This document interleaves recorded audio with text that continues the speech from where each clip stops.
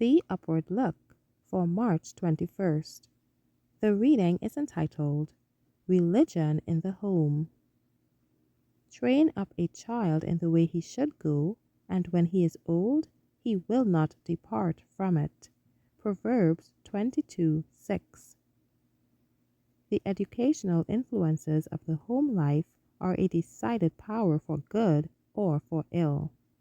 These influences are in many respects silent and gradual, but if exerted on the side of right, they are full of preciousness.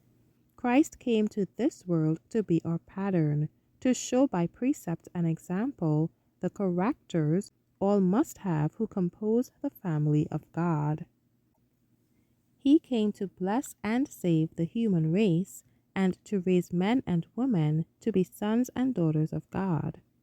To this end, he humbled himself, stepping from the highest to the lowliest position. In the councils of heaven, it was decided that the mother of the Redeemer should be a pure, pious virgin, though poor as far as earthly riches were concerned. The despised village of Nazareth was chosen as his home. Joseph, his earthly father, was a carpenter, and he who had given direction that every youth in Israel should learn a trade, learned himself the trade of a carpenter. None need be ashamed of honest poverty. For 30 years Christ was subject to his parents, and by the labor of his hands he helped to sustain the family. Thus he would teach that labor is not a degradation, but an honor, and that it is every man's duty to engage in useful, honorable work. It is a solemn, serious work to care for those for whom Christ has died, to teach children not to lavish their affections upon the things of this world, not to waste time and labor on that which is worth less than nothing. In order to educate their children aright, mothers must be learners in the school of Christ. The Christian mother will spend much time in prayer, for in the home, children are to be taught to be true to the government of God. With patience and forbearance, they are to be trained.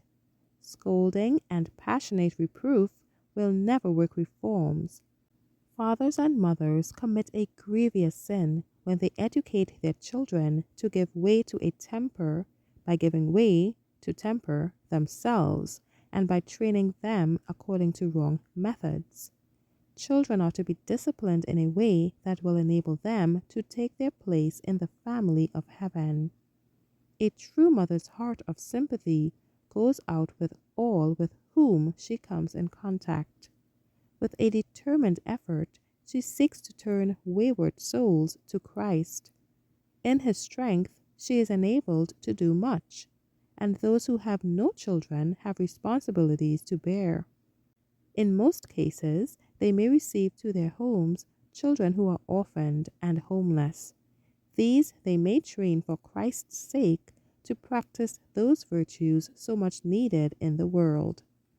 Prepare to meet thy God in peace.